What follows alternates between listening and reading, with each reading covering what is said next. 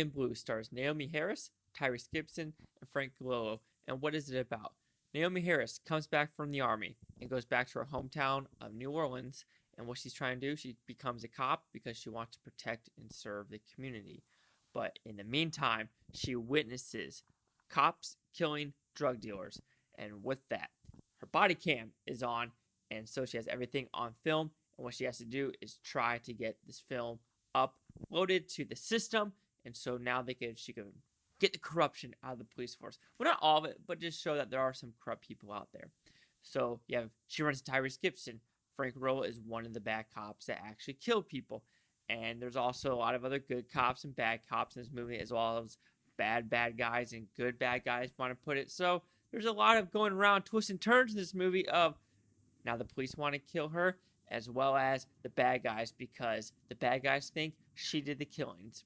So what I like about this movie, like if you watch my first reaction to the movie, it's a fun little action movie with actually pretty good dialogue, a decent story that goes with it, good atmosphere of like showing New Orleans and kind of what's happening in New Orleans right now, how it just hasn't really changed since Katrina, which Frank Grillo does have a kind of a last minute dialogue about New Orleans and how he's the only one that stayed because it's his city, and she left because of Katrina, which, I mean, she joined the army for 10 years. I mean, is that really such a bad thing that she left for a better life, in her opinion?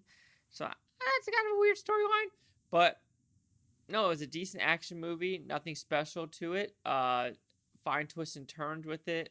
Good, like I said, good acting. I'm trying to think of it. Decent soundtrack. I kind of like the soundtrack. The beginning song makes sense to what the kind of the story is, so it's kind of funny. The song matches the story pretty well. Decent score. I do remember it a little bit. Good editing. Like I said, there's a lot of pan wide shots of the showing the city, and I did enjoy that. And how they did do a lot of twists and turns in the city. So not a lot of CGI in this movie. I don't think there was that much CGI in the movie. Such a thumbs up for trying to keep it as real as possible in this movie. The two main things were the scenarios and some of the dialogue. Some of the dialogue in this movie was a little over the top and kind of was eye rolling, just because like it was like, does it happen like that? And does it? On both sides of the aisle, the cops and the bad guys. Some of the dialogue's just a little silly. You're like, okay, sure, I'll go with it. I mean, it's just a movie. Let's be honest, it's just a movie. And then some of the scenarios. My biggest problem with this movie is the very end kind of shootout or scope in this apartment complex. People are getting shot in different spots, and they kind of don't explain why they did it. But if someone gets shot, like a cop gets shot going up the stairs, and there's only two of them, and there's five of them, like kind of leading the charge in pattern form, shouldn't some of them come back and see why one of the cops died 10, 20 feet back, not keep going? And little stuff like that, as well as Frank Lewis characters coming down some stairs, and other cops he's literally behind the other cops, and he shoots at Naomi's character, and the other cops just keep going down the stairs. So you're like, shouldn't,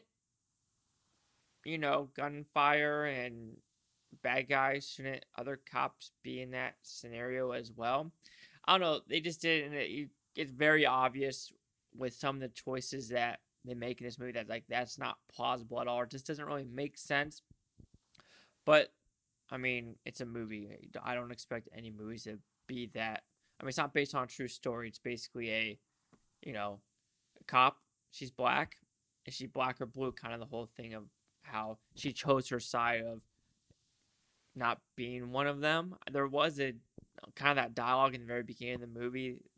Someone called her something, and it sparked her, made her really angry. So it is you could call it a racial divide movie, if you want to put it that way, of cops versus black people, black cops versus black people, white cops versus black people, stuff like that. So there are those themes in this movie, and it's supposed to be in this movie, so there's that.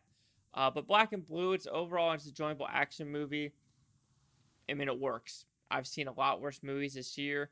There's a lot better movies this year, but this one, I mean, without the scenarios that don't make sense in the dialogue, I mean, it's a fine movie to watch. Like, I mean, yeah. So Black and Blue will receive a 3 out of 5 Blue Futons. It goes at 60%. So let's see the critics' news scores gave this film. So the critics a 49% with only 80 of them. That's kind of interesting. And the audience score a 94% with 4,642. And here's critic consensus. Black and Blue is elevated by Naomie Harris's central performance, even if the end result suffers from a simplistic treatment of topical themes. Like I said, yeah, the acting was good in this movie. The themes, to me, they're fine in this movie. I mean, were they pushed? I don't think they were really pushed in this film. They kind of, it was there, but it wasn't like forced in your face. So I kind of appreciated that way of like, I don't know. For me, I'm watching that trailer for Queen and Slim. That looks forceful, and that does not look like a movie for me. When I saw the trailer for Black and Blue, I was like, oh, I could watch this movie. But when I'm watching Queen and Slim's trailer, I'm like, that doesn't have any appeal to me. But Black and Blue did. But yeah, serviceable movie. I enjoyed it. I mean, you can't really fault this movie. It looks well. It's edited well. You could tell what the action's happening in this movie. But yeah, I mean, I enjoyed it for what it was. But do you agree with the 94, the 49?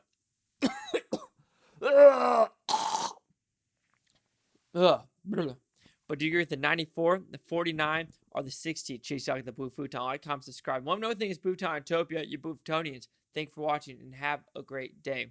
I'm going to try to see, I think, Midway tonight. Get out of the way because, like I said, I still need to see Countdown. I still need to see Motherless Brooklyn. I'll probably see Last Christmas. And I also need to see Maleficent and Terminator. Whew.